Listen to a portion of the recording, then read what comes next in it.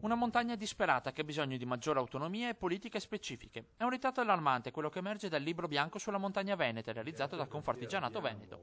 Sono 158 i comuni montani in tutta la regione, divisi tra Belluno, Treviso, Vicenza e Verona. Più della metà segna gravi problemi dal malessere all'abbandono. Drammatica la situazione bellunese, dove l'80% dei comuni è in gravi difficoltà demografiche ed economiche.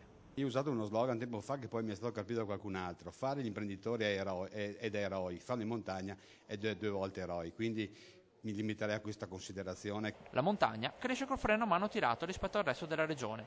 Tutti gli indici di sviluppo demografico, economico e generale sono dimezzati rispetto alla media veneta. Il segno negativo domina ovunque nel bellunese, economia in crollo anche nella montagna trevigiana e vicentina.